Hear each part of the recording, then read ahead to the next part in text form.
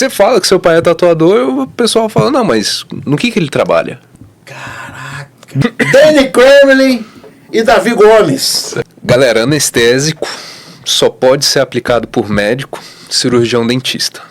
Segura tua onda, Pi, tá? Fora isso, não pode. Acho que a única coisa que eu pichei na minha vida foi a palavra cu. Esteticamente e visualmente é mais bonito. E de estética Né? quem entende é você. Exatamente. Lembro muito bem. Batata. Treinei em batata, depois na batata da minha perna. Primeira cobaia? É. Minha mãe. Você tem que ser artista antes de mais nada, né? Hoje tem como tatuar sentindo menos dor? Com a hipnose, velho, é quase dormindo. Aí tu dá uma cebola é pra real. comer também. Porque assim, tatuador não gosta de fazer as pessoas sentirem dor, sacou? A gente gosta de fazer arte, só que uma consequência da arte é E aí, a moçada, dor. tudo bem? Estamos aqui de novo no Só Tem Chegado, seu podcast aqui de Brasília, onde a gente conversa semanalmente com pessoas aqui desse meu coração e pessoas que eu vou conhecer. Cada dia vindo mais pessoas para serem meus chegados. Deixar aqui meu agradecimento àquela moçada que apoia, é importante demais apoiar conteúdo local. Estou falando aqui dos nossos apoiadores, Super Quadra Bar, na Asa Norte, no Mané Mercado, a parrilha mais quente de Brasília, de executivo a pratos fantásticos, lá com o mestre Tonico Lichtenstein. Conheçam o Super Quadra, apoia aqui a gente, está desde o início do projeto, acreditou. É um dos grandes lugares no Brasil para você comer uma carne sensacional. E tem frutos do mar na brasa também, dá uma corrida lá. Trianon na 714 Norte, para você que quer engates, acessórios específicos e transbikes aí pro seu carro. Tudo homologado pelo Inmetro. Carro a combustão, carro elétrico. Acho que só tem um modelo de carro elétrico que eles não têm ainda os acessórios, porque o carro é todo blindado por baixo, não dá para você instalar nada. Procura o Felipe lá da Trianon, são 48 anos de experiência. 48 não, 58, já tirando 10 anos aqui, rapaz, uma década de trabalho dos caras. Seu jovem trabalhou pra caramba, eu tirando uma década de suor aqui. Procura o pessoal da Trianon lá, que lá só tem chegado também. Quatro Poderes, cervejaria artesanal de Brasília, do meu querido Marcelão. O George Clooney das cervejarias artesanais aqui. Mais de 15 rótulos, cerveja sem álcool, tem IPA sem álcool. A minha preferida lá, meu irmão, é a Poderator. E a Poder é punk, porque, meu irmão, é pancada. Eu gosto mais de cerveja mais encorpada, então eles têm bastante. E tem cerveja sem glúten também. Você quer fazer um evento em casa, tem chopeira da Quatro Poderes, procure eles lá. Fala que você viu aqui no Só Tem Chegado, que vai ganhar um descontinho legal. E Tinte o Gordo, meu querido Tiagão e o Jonas, lá da Tinte o Gordo, hamburgueria artesanal, que tem um ketchup sensacional caseiro, batatinha. Não é batata congelada que você compra no mercado, não, meu irmão. Os caras fazem a batata lá, batata Asterix, que é aquela que tem menos umidade, mais amido. E fica sensacional. Pede lá os melhores produtos artesanais que você tem. Ketchup. Eles têm até tortinha doce agora também, que são eles que fazem. Torta de maçã, cara. Ontem, detalhe, ontem eu comi um X-Bacon. E ao invés de batatinha frita, eu pedi mandioca, cara. Olha isso, cara. Uma nova paixão que rolou aqui. Mandioca frita, ou aipim, ou macaxeira, não importa o nome, pede lá. Junto com o seu hambúrguer, tem hambúrguer pra criançada também. Tinte o Gordo, Asa Suaza Norte e Jardim Botânico. Um abraço especial pro meu querido Leandro, da Personlins, que faz essa caneca aqui pra mim. Qualquer tipo de customização pro seu negócio, pra sua casa, fachada de loja, moldura de quadro, espelho. Meu irmão, procura a Personlins aí, fala com o Leandro. Irmandade Fepas, Ramon e meu querido Lucas, que dão um trato aqui, ó, raspam minha cabeça, fizeram a minha barba hoje pra eu ficar bonitão aqui. Diminui esse ruído visual da minha imagem, que eu sei que é barra pesada. E agora vamos começar isso aqui, porque falando em visual, hoje eu tô com uma dupla aqui, meu irmão. Não é swing, não vai ser trisal, mas é uma dupla aqui, ó. De uma parada que eu tenho muito respeito, que é tatuagem, cara. Eu vou conversar com dois tatuadores, pai e filho. Pô, isso é curioso, cara, porque, porra, às vezes o pai não quer que o filho siga o mesmo rumo, né? Pelo menos jogador de futebol é assim. Mas aqui vamos saber se foi tudo na democracia ou se rolou uma chicotada. Danny Kremlin e Davi Gomes. Isso aí. O cara que não gosta de ser chamado de David. Vai contar essa história, não é verdade? Não, bicho. Pô, Tu é Davi assim, com D mudo e não D no queria. final, exatamente. O que rola? Você não escolhe o nome que tem, né? Caraca, aí esse cara aqui dando uma dessa aí, meu irmão? Não, é porque esse filho de Deus, ele falou o seguinte: ou vai ser Davi com acento agudo no I, ou vai ser Davi com D no final. Por quê? Porque tem que ser o Vi, tem que ser forte. Aí ele escolheu a pior das alternativas, que foi colocar o D no final. Mas que esteticamente e visualmente é mais bonito. E de estética Né? quem entende é você. Exatamente. Segura a tua onda, Pi. Tá? Tudo bem. E aí, moçada, tudo tranquilo? Tudo na Tudo paz. certo, Pô, que cara. legal ter vocês Feliz aqui, pra cara. caralho estar aqui. Porra, e o mais legal é que é o seguinte, cara. Esse convite pra eles virem aqui foi antes dessa tatuagem aqui, velho. Né? O convite veio antes. Falei assim, porra, eu quero conversar, porque já tava na minha pauta fazer uma parada sobre tatuagem, bater um papo, porque é uma paixão Legal. minha há muitos anos. E aí eu comecei a configurar. Eu falei, porra, vou botar o Dene e quem? Aí eu pensei num tatuador, falei, porra, meu irmão, vai que tem treta, velho. Porque a gente não sabe se as pessoas se gostam ou não gostam e tal. E a gente não tem que interferir. Falar, quero bater um papo contigo, vai estar com você. Que falou, porra, fulano, velho.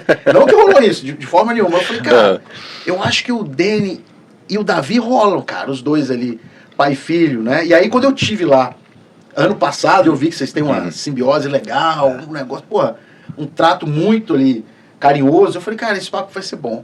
E eu acho que vai ser, meu irmão, acho que vai ser. Eu também tô achando. Porra, como é que você é aqui de Brasília? Cara, não, eu sou nascido em Belém do Pará. Tu é paraense? Sou paraense, Caraca. de nascença, saí de lá muito pequenininho. Mas a história da minha família é muito... A gente ia precisar de um podcast só para isso. Meus pais são estrangeiros, eram estrangeiros, já faleceram. E aí acabei nascendo em Belém. Estrangeiro alemão? Minha mãe nasceu na Áustria, meu pai é uruguaio. A mãe eu acertei ali a região. dele, tá? Mas a Né? família é alemã, né? Mas ela acabou nascendo na Áustria, a família dela morava na Iugoslávia, né? Minha avó, minha tia nasceu lá e minha mãe nasceu na Áustria, mas eles vieram para o Brasil no final da guerra, em 49, eles chegaram no Brasil, minha mãe tinha 4 anos de idade, e nos anos 60, do Rio Grande do Sul foram para Belém. E minha mãe saiu de lá com 18 anos e conheceu meu pai em São Paulo, que saiu também do Uruguai, muito jovem. Eles se conheceram em São Paulo, casaram em São Paulo, meus irmãos são paulistas, mas em algum momento da vida deles, eles voltaram para Belém, porque tinha minha avó lá e eu nasci lá. Caramba. Mas saí de lá com 2 anos, voltamos para São Paulo e chegamos aqui em Brasília em 1980. Então fui criado aqui. Infância aqui, né? Você é de 74. Sou de 74. Porque lá no dia da tatuagem ele me contou, tu acha que tu é o único cara 50 aqui, meu irmão? Eu sou de 74. Porque é uma forma, às vezes, mesmo sendo ruim de matemática, de eu chegar pro cara, tu é de 73, 72, pra eu saber quantos anos o cara tem, vai falar, tu tem 50. Porque tem gente que ainda tá meio frouxo nisso aí, não tem muita segurança, né? O cara fala, não, tem 50, 60 e tanto. E aí tua infância aqui em Brasília? Aqui em Brasília. Estudou aonde? Cara, estudei a vida inteira na escola pública, né? Então, assim, moramos no início ali na 205, estudava na 204, na escolinha classe da 204. Sim. Aí depois a gente mudou para 314, estudei ali na 314, Sul. Depois voltamos para 204, e aí já, acho que de quinta a oitava, estudei ali na 103 Sul, numa escola classe também, e ensino médio, setor leste.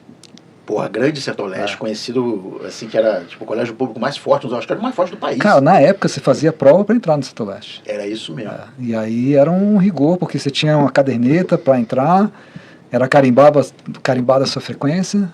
Não, tirava onda de falar que estudava no Setor Leste. Colégio público, Setor Leste. Né? Foi uma boa escola. Obrigado. Você não vai falar mesmo da minha? A sua é magnífica, né, cara? Você vai a caráter pro cinema hoje. Hoje é o dia da estreia do He-Man e tal, e ele tá com a camisa ali do Metallica, que eu não tinha percebido ainda.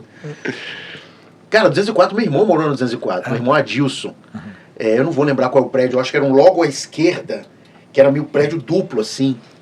Acho que o AIE, né? Eu não sei se ele dava para aquele quadradão, que é onde fecha a quadra, não é isso? Acho que as 4, 8 e 12 são fechadas, né? Eu acho que era esse. E na época eu devia ter, sei lá, uns 14 anos.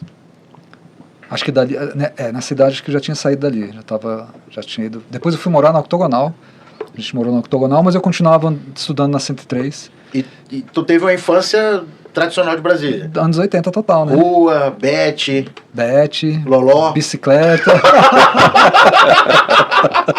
Pô, todo podcast eu falo de Loló, cara. Eu preciso resolver isso na minha vida. Terapia é bom, tá? Mas é aquela infância solta mesmo, né? Chegou a pichar? Sim. Porque ali na quadra era a galera da GS, né? Naquela época das isso gangues, aí, né? é isso aí. A 10, onde eu morava, era da MTZ. Sim, sim. Aí eu acho que a 11 era da Só GS. que era a galera um pouco mais velha, né? Sim, sim. Ali eu era mais molequinho, então assim, a galera da pesada era mais velha. Eu pergunto isso de pichar, porque assim, acho que a única coisa que eu pichei na minha vida foi a palavra cu. No meu prédio, embaixo da janela. Porra, pior que era vacilo, porque era uma senhora lá que vendia din-din, da Dona Nice. Foi vacilo escrever aquilo, cara. Mas foi da Dona Nice? Eu acho que foi, agora tô sabendo. Eu com tanto medo, né, de estar fazendo uma coisa errada e tal, eu cheguei lá e escrevi cu e ainda botei com acento.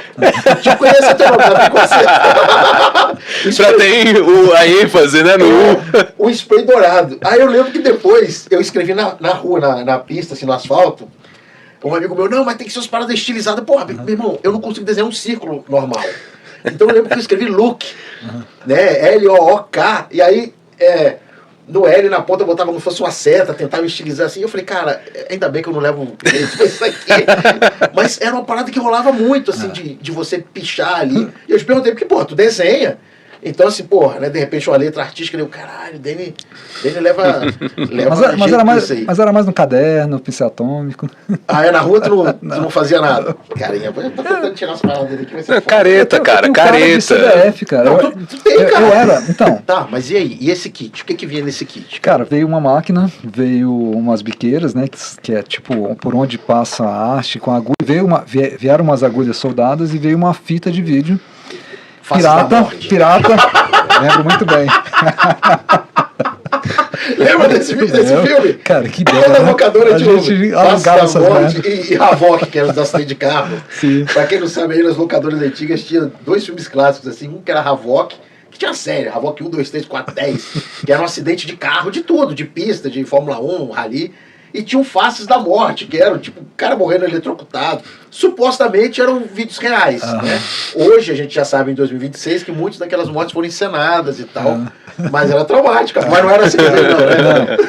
Era uma fita, mas uma fita pirata de um estúdio de São Paulo, não vou mencionar aqui, que ensinava basicamente a soldar as agulhas, porque era uma parte mais técnica, e o cara fazia uma demonstração de uma tatuagem, mas não era uma aula, né? Não era um curso, né? E acabei que peguei esse kit, liguei pro cara lá de Natal, e ele, recomendo você treinar em batata. Então nunca tatuei em pele de porco. Todo mundo pergunta, nunca tatuei. Batata. Treinei em batata, depois na batata da minha perna.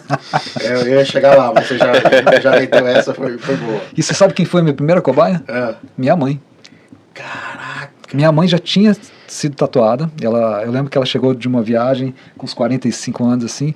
Meu filho, me leva no estúdio que eu quero fazer uma tatuagem. Aí eu levei no Rogério, inclusive. E aí quando eu comecei a tatuá-la, você pode me tatuar. E aí tatuamos. Sensacional. Lá no Rogério? Não, ela foi a minha primeira cobaia, então eu tatuei ela em casa. Ela tatuou no Rogério? Eu a levei para fazer a primeira tatuagem dela e tal. E quando eu comecei a aprender, ela se candidatou a ser a minha primeira cobaia. Cara, sensacional. Pô, tu teve pais... Só meu pai que não tatuou. E ele brincava ainda, porque o que acontece? Como eu já estava casado, eu montei o meu estúdio caseiro no meu antigo quarto, na casa dos meus pais. Meus irmãos são mais velhos, já tinham saído de casa, e eu sou caçula. Então eu montei no meu antigo quarto. E aí as pessoas chegavam lá para tatuar, minha mãe chegava com biscoitinho. E meu pai às vezes chegava assim e falava que ele tinha tatuagem do Gasparzinho, que era invisível. Mas ele foi o único da família que não tatuou. Eu tatuei minha irmã, tatuei meu irmão. Caraca. Foram minhas cobaias, assim, a família me apoiou. Vou aproveitar aqui o ensejo para dar para vocês aqui uma lembrancinha. Cara. Aqui do Valeu. Só tem chegado com oferecimento da pessoa. Muito obrigado, mano. Espero que vocês curtam bastante aí. Que fera. Nossa. Muito legal. Porra. Cara. Sensacional, mano. Personalizada aí. Muito legal. Obrigado. Isso daqui vai lá pro estúdio, com certeza. Viu que o seu nome aí tá no braço, né? Pois é. Faltando o D. Eu vou botar o Obrigado. Como tatuagem não pode sair, eu tenho como mudar aí também, né, meu irmão? Senão vão chegar lá no estúdio e eu falo assim, uai, mas é David? Cara, eu já coloquei o meu perfil profissional como Gomes Tatu pra não ter essa confusão, eu falei, sacou? Acho que ele não gosta muito do pai, do nome do pai ali. Obrigado. Eu depois abordo isso lá na parada. Mas, Davi, agora, Obrigado. e como é que tu cresceu olhando assim, tipo, como é que era na tua casa tu vê teu pai tatuando, meio... Cara, Quando que você entendeu isso, assim, de caramba, tatuagem, essa parada? demorou muito tempo, muito tempo. Pra mim foi sempre muito natural, assim, né? Tipo, porra, a profissão do meu pai é tatuador. Em trabalho escolar, assim, tipo, terceiro, sei lá, era Jardim 3 na época. Pô, O dia da profissão do pai. Pô, não, o que você quer ser quando crescer, por exemplo? Ah, eu quero ser tatuador que nem meu pai. Então era que nem os moleques, eu quero ser policial que nem meu pai, eu quero ser bancário que nem meu pai, tá, não sei o que. Pois é. Então, assim, pra mim foi sempre muito normal. Só que eu fui começar a entender que não era um negócio tão normal assim, quando a gente vai ficando um pouquinho mais velho, com 12, 13 anos de idade ali no colégio, que você fala que seu pai é tatuador, e o pessoal fala, não, mas no que ele trabalha? De verdade, assim. Isso? Sacou? Sempre, sacou? Sempre. Então, foi aí que eu comecei a entender mesmo que o negócio era diferente. E, cara, eu cresci dentro do estúdio de tatuagem. Então, aquilo dali é o cenário, meu habitat natural. Mas saca? você chegou a ter alguma observação, assim, marginal daquilo que seu pai fazia ou não? Porque Não, na cara. minha época, eu sei que dá uma grande distância, não precisa me chamar de velho, era um ambiente mais marginalizado, né? A gente estava falando aqui antes, nos bastidores, aqui, o meu pai, quando viu minha primeira tatuagem, ele foi ver 1 ano e pouco depois que eu fiz. E aí a pergunta dele foi, pô, isso é de chiclete? Ou é igual do Guinho? O Guinho é um sobrinho meu mais velho, como meu pai teve 2 casamentos, então os filhos meus irmãos são mais velhos que eu. E eu falei, não, pai, é de verdade, é igual ao do Guinho. Só que o meu pai não tinha uma posição marginalizada. Eu acho que por 2 motivos. Primeiro que os filhos do meu irmão, tanto o Wagner quanto o Sérgio eram tatuados. E não eram vagabundos, né? Tipo assim, não eram criminosos, não tinha nada disso. Porque tinha essa parada de, isso é coisa de marginal e tal. E o meu pai tinha um amigo do Senado que era todo tatuado, braço, só que ele andava só de camisa de manga comprida, porque na década de 80 ainda era muito mal visto e tal. Então meu pai, assim, a única coisa que ele falou assim, por que você não me contou? Eu falei, eu fui ali fazer e tal, e não gastei nada, um amigo meu que fez, aí ele continuou lendo o jornal e foda-se. Cara, assim, da minha experiência, eu só fui descobrir que a tatuagem tinha essa visão mais marginalizada ali até mais ou menos 2010, 2014 no máximo, ainda tinha um pouco mais dessa parada, né? Pô, eu vou fazer uma tatu, mas eu quero que seja escondida pra não aparecer no trabalho, porque pra não atrapalhar a promoção e não sei o que e tal. Só que com a minha experiência mesmo, eu nunca enxerguei a tatuagem de uma forma marginal, assim.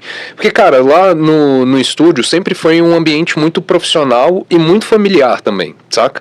Então os clientes que tatuavam lá também refletiam essa questão. Então desde que eu consigo me lembrar que tem clientes, por exemplo, do Senado, né, dessas carreiras um pouco mais profissionais, vamos dizer assim, né? Não tinha o cara que chegava lá armado, que era dono da biqueira e trocava a tatuagem numa garrafa de uísque, E o seu saca? pai também tipo assim... tinha muitos comentários. Pô, marginal, né? Esse cara aí nem parece tatuador e tal, sacou? Isso daí sempre rolou assim no estúdio, saca? Às vezes quem não conhece o dele, vê os vídeos dele no YouTube, no Instagram, você fala, olha o Bedel lá do estúdio, cara, tá falando de tatuagem, cadê o tatuador mesmo? Cadê o loucão, né? O loucão, exatamente. O Rogério também não tem muito estereótipo de tatuador. Exatamente. O Rogério, quando eu conheci, eu tenho acho que 3 ou 4 tatuagens do Rogério. O Rogério, tipo, foi a primeira vez. O Rogério estudou com um monte. Esses caras que eu falei meu sobrinho, estudou com eles, acho que Elefante Branco, não sei aonde. Sim. E o Rogério não tem esse estereótipo do tatuador, não, cara. Mesmo, você é do mesmo estilo, assim. Acabou que, naturalmente, tanto o Rogério quanto o Inácio acabaram sendo referências pra mim, né? Também por esse ponto, né? Por que você tem que ser... Você não precisa ser daquele jeito pra fazer isso, Você né? tem que ser artista antes de mais nada, né? E o Rogério eu sempre enxerguei muito como artista, né? Inclusive, na época que ali, né, nos anos 80, 90, a maioria chegava no estúdio e escolhia a arte, né? Mas eu lembro de lá no estúdio do Inácio e do Rogério, ver já o Rogério desenhando, né? Pro cliente, né? Aquilo lá era fora do comum, né? Porque as pessoas só escolhiam as tatuagens prontas. Abrir aqueles albinhos lá, vou querer... Isso, eu sempre achei isso tão estranho, porque o cara vai botar uma parada na pele pro resto da vida, e ele, eu quero essa aqui. Eu vou te falar que hoje não tá muito diferente, a galera só mesmo? substituiu o álbumzinho pelo... Pinterest, Instagram, essas Sim, coisas. Chega, ó, eu quero isso daqui, tá? É basicamente isso. Você faz alguns projetos com ajuda de IA, não é isso? Para melhorar aquela ideia. Como é que entra a tecnologia nisso aí? Cara, eu sempre fui ligado em tecnologia, tanto que lá no estúdio a gente investe muito em equipamento, né, de última geração, máquinas, né? A gente tenta sempre acompanhar e atualizar. Quando apareceu a IA, e eu que sou do realismo, porque como é que funciona um projeto realista? Como funcionava? Aí eu quero fazer um leão, quero fazer com a bússola, a gente ia no Google, pesquisava a melhor foto de leão, Sim. uma foto real, né, já que é realismo, uma foto de uma bússola e montava o projeto. Todo mundo só queria o mesmo leão, porque tinham poucas fotos boas de leão. Quando a IA chegou e eu testei, falei, caraca, eu consigo gerar um leão que não é o mesmo leão, mas é um leão. É o meu leão? Sim, sim. Aí eu achei inacreditável. Eu falei assim, Sim. é isso. Então, para o realismo, é uma ferramenta essencial hoje em dia. E até para quem não é do realismo, é uma ferramenta que você consegue gerar suas próprias referências para você desenhar. Porque, na verdade, na tatuagem a gente sabe muito bem que nada se cria do zero, né? Tudo se usa referências. E aí eu vejo muita gente criticando, porque a IA é isso. Cara, antes da IA a galera copiava coisas prontas, Sim, né? sim, você Então, via se na você- revista e falava assim, então- eu quero um pedaço desse aqui, quanto pedaço desse É aqui. isso. E a IA, se você souber usar com De forma sabedoria, ética, né? Exatamente, né? Você de fato consegue criar coisas que são mais evoluídas do que antes da IA, com certeza. Qual é o seu estilo de tatuagem? Você Pois- falou que é pois é. realismo, né?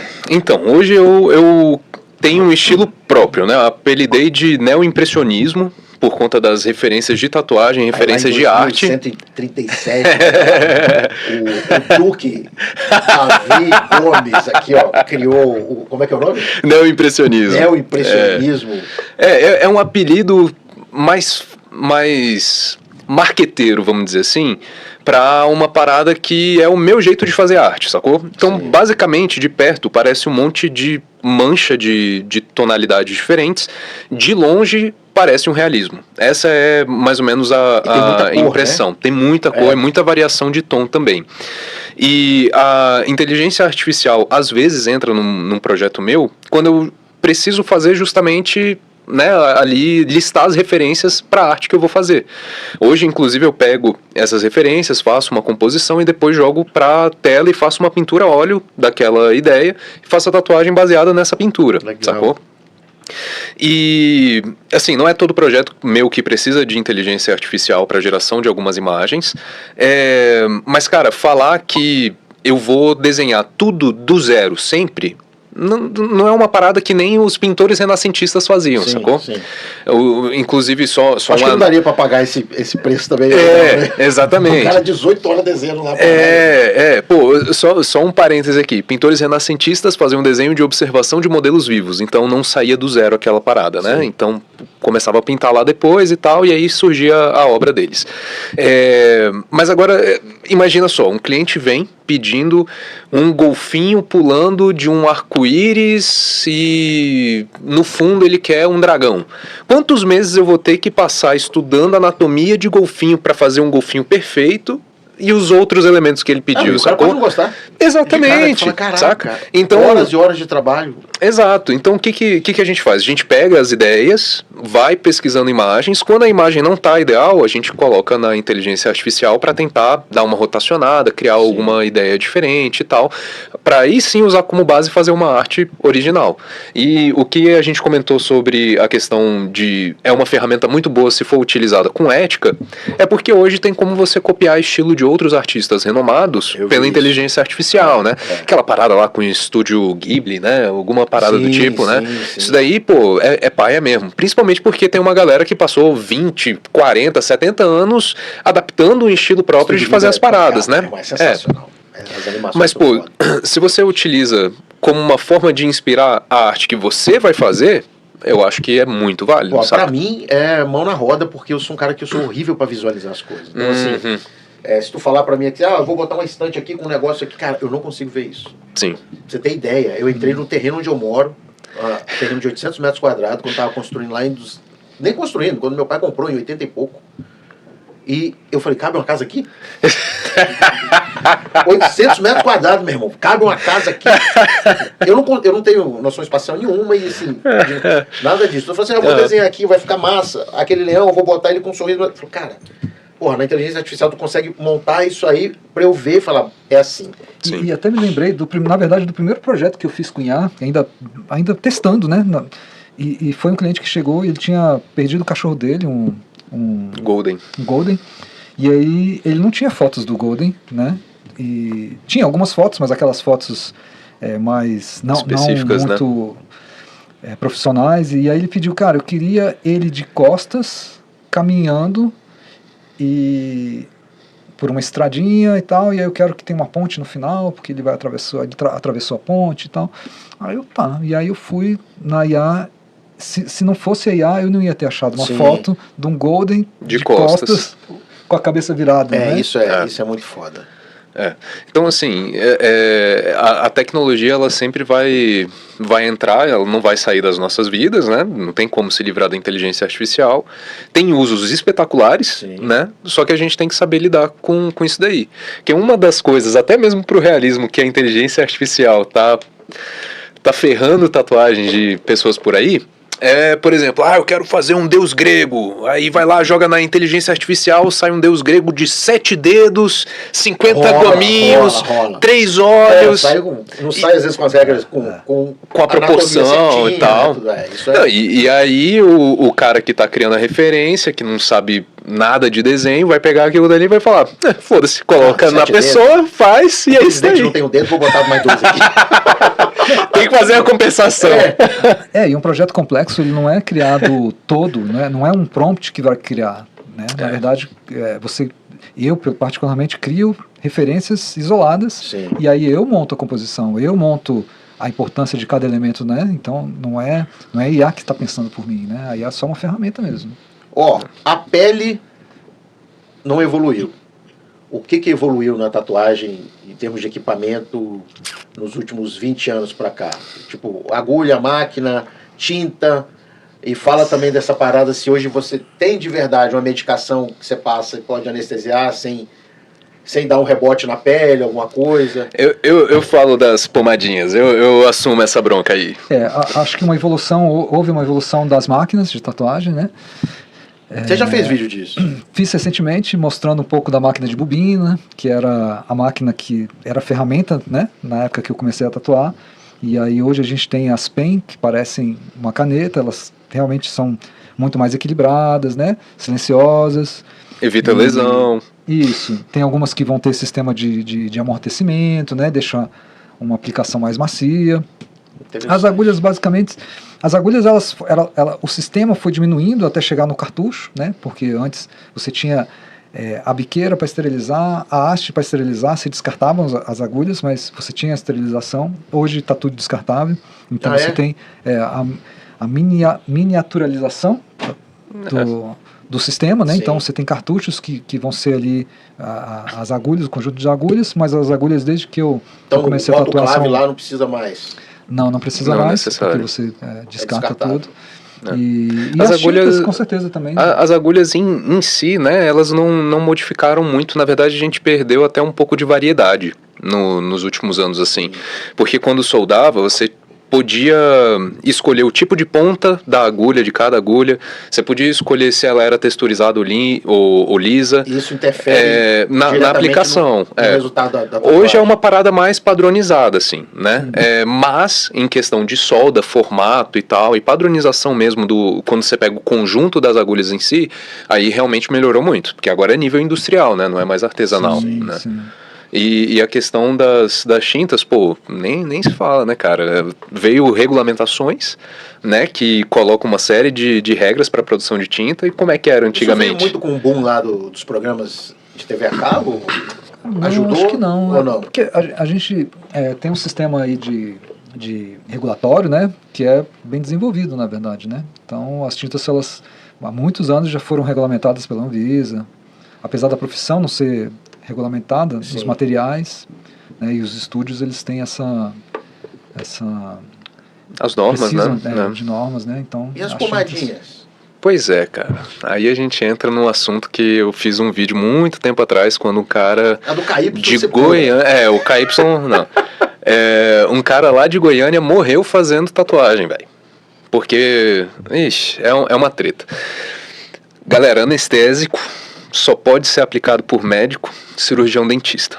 Fora isso, não pode. Não pode ser injetável, não pode ser tópico, não pode ser nada. Só médico e cirurgião dentista têm habilidade para entender o que aquele componente faz no corpo e tal, qual a proporção do peso da pessoa com a ação daquilo dali. Isso você tá falando de anestesia mesmo. Anestesia no geral, pode ser a pomadinha. Anestesia geral pra tatuar, que loucura Exatamente, é essa, terrível, sacou? cara, assim, de anestesista, deita lá pra cobrir as coisas. Cara, que isso loucura, já deu merda velho. em São Paulo, né? Isso já Acho que não pode mais, né? não pode. Já foi cortado, assim, agora tem que ser, no mínimo, em centro cirúrgico mesmo, assim. Que antes a galera lá em São Paulo estava fazendo em clínica médica. E aí ficava um médico responsável por 5 salas. E olha só uma coisa curiosa, aprendizados da vida, assim, né? Se você entra em parada cardíaca dentro de um ambiente ambulatorial, a única pessoa que pode fazer a reanimação é o médico. Sim. Então ficava toda a equipe, tatuadores lá e tal, não sei o que, dava alguma merda, tinha que achar um médico, que estava sendo dividido em 6 salas. Nessa daí começou a dar umas zica aí. Mas, cara, tipo, voltando na pomada, né? A pomada, ela dá uma alteração na pele, a pele fica meio emborrachada, porque ela tem uma substância que age como vasoconstritor. Então a pele fica mais dura e fica mais suscetível a ser machucada. E são pomadas anestésicas. São pomadas anestésicas e tem problema tal. também pra corrente sanguínea, com questão do furo e tal? Tem. Exatamente, foi o que aconteceu com um rapaz lá em Goiânia. O bicho estava fazendo outra ideia de jirico, mas enfim. O fechamento de braço em um dia, aí fez, né, do ombro até o pulso, e depois o cara ia voltar para fazer o branco. Pegou a pomadinha, passou na pele toda aberta. É uma rosa? Eu Cara, já vi uns vídeos de uns caras que passam nesse pomada caso, rosa. nesse caso, acho que ele usou, se eu não me engano, nesse caso ele usou alguma coisa manipulada, né? Mas a questão principal para mim é porque elas não têm regulamentação também. Então, assim, isso já barra qualquer discussão técnica, né? Se ela não é permitida para uso, então não se deve usar. Exatamente, nem o produto, nem a aplicação do produto. Sim, né? Então, não vale a pena. O universo da tatuagem, cara, que vocês estão, eles têm algum outro subproduto que vocês podem viver disso, além de cursos? Porque eu pergunto isso que quando eu estava conversando com o Kiko Pérez aqui, pô, ele é guitarrista, tal, faz show, mas ele pode dar aula, aí ele monta curso na internet, né? O tatuador, se ele não estiver tatuando de fato, ele não tem nenhum outro subproduto. Se o tatuador não tatua, ele tá à toa.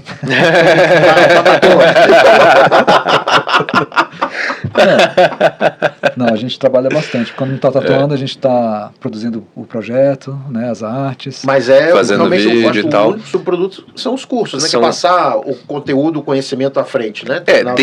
Dentro da área da tatuagem, sim. Mas como os tatuadores também são artistas, né, cara, a gente consegue produzir outros itens de arte.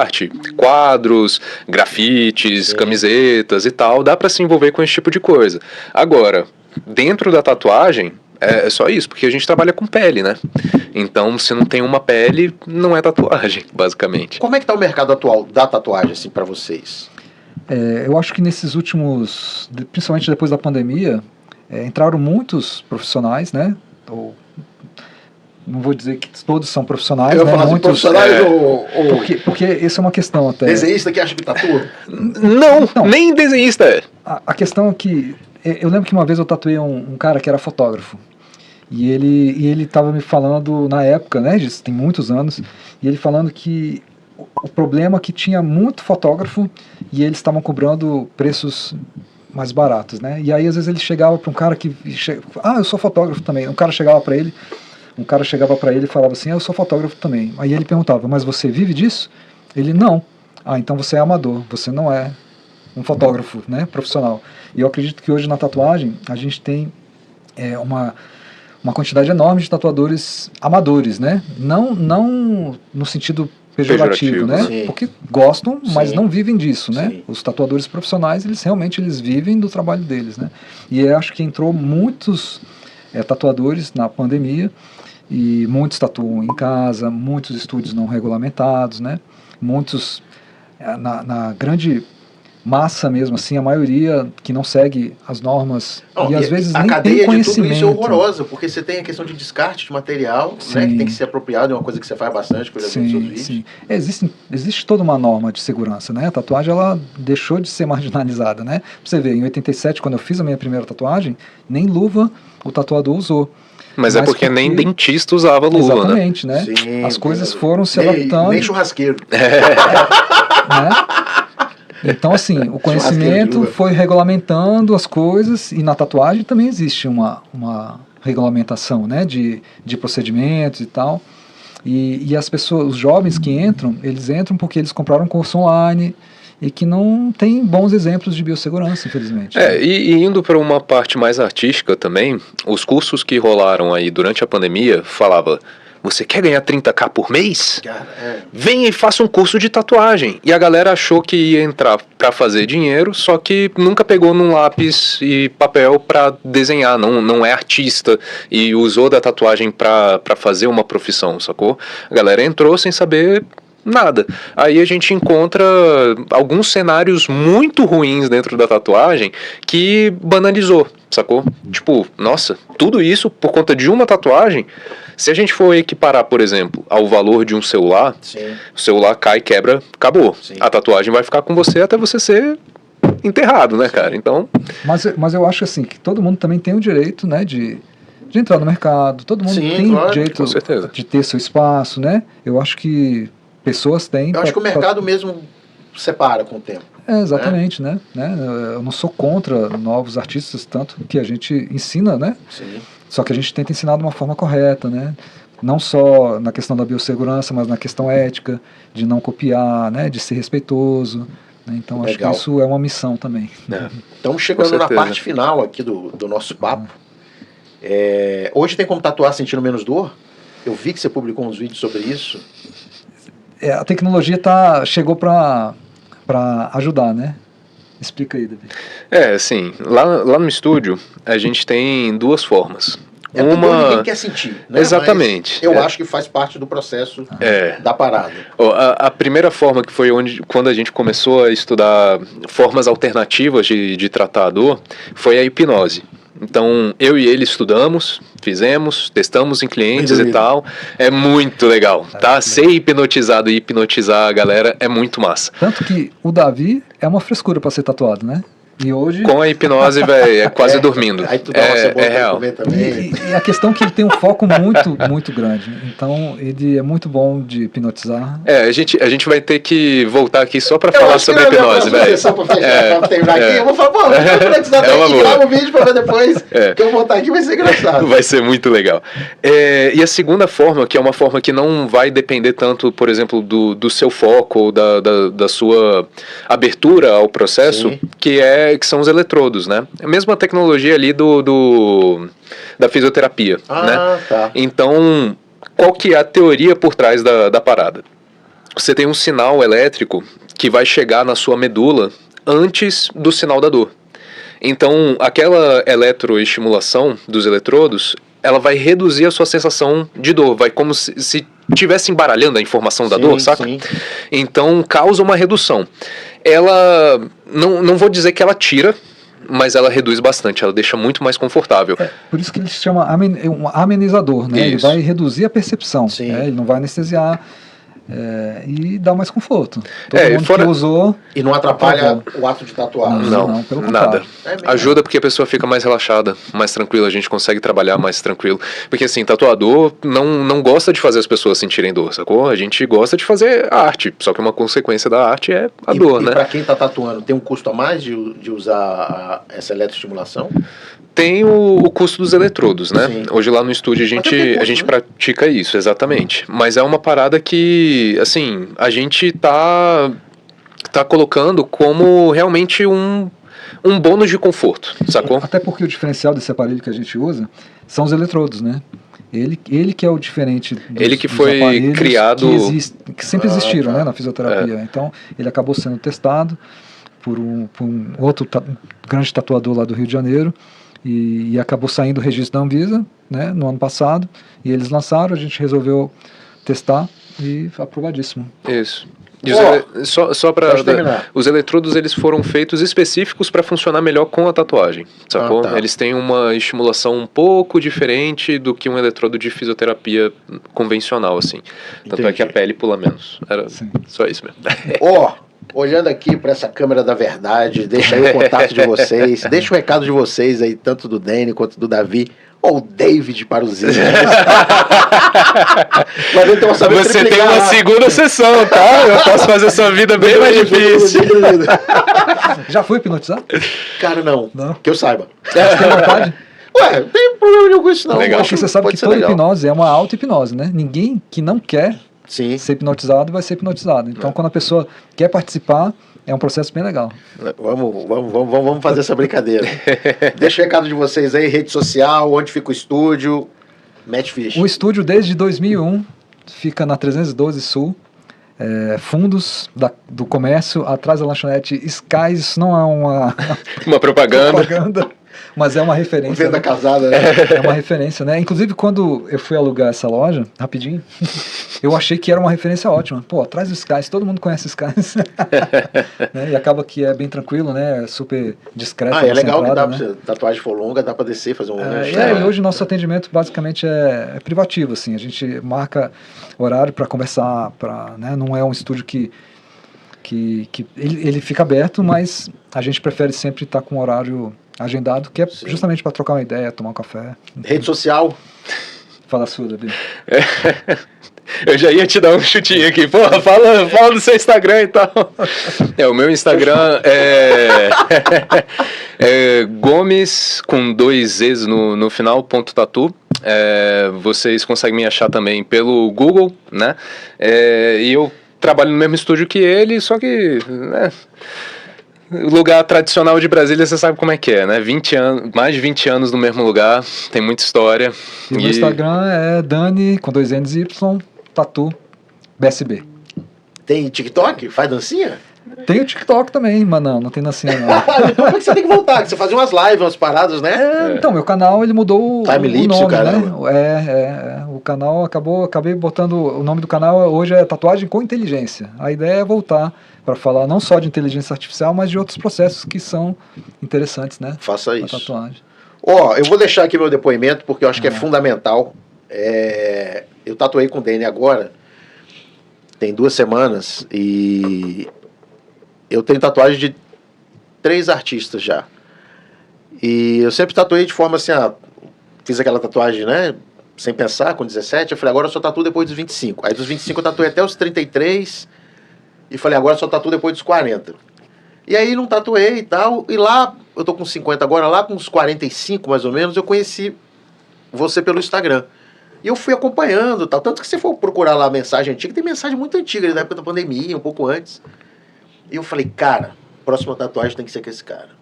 Porque eu gostei do estilo e fui me apaixonando pela forma como você ia contando ali os processos. Falei, cara, esse cara não quer só rabiscar tua pele, sacou?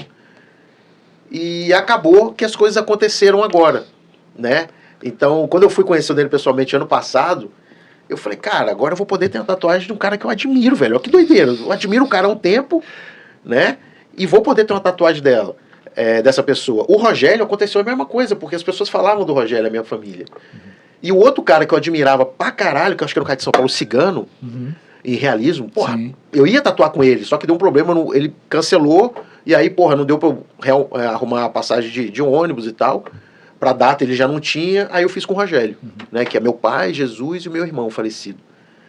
E então, assim, esse depoimento é importante porque eu tenho várias tatuagens, essa com o Danny não foi por acaso, as próximas também não serão.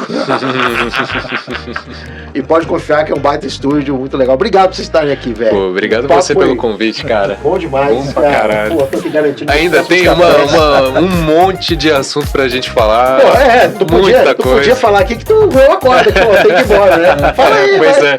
Não, agora eu literalmente já tava me afastando aqui. O entrevistador que tá botando os caras pra correr. O cara falou que o cara vai casar, minha irmã, tem horário pra tudo, vai ver docinho. Foda, cara. É um processo correria. A gente tem que falar do pão. É mesmo. Porra, não falamos do pão. Vamos fazer uma live direto do estúdio. Do estúdio. E aí eu puxo o assunto que agora o tatuador virou padeiro, cara. E pizzaiolo também. E pizzaiolo. Ó, aguenta aí, fica mais aqui. Toda semana a gente tá aqui sempre com um convidado legal, porque aqui, meu irmão, só tem chegada.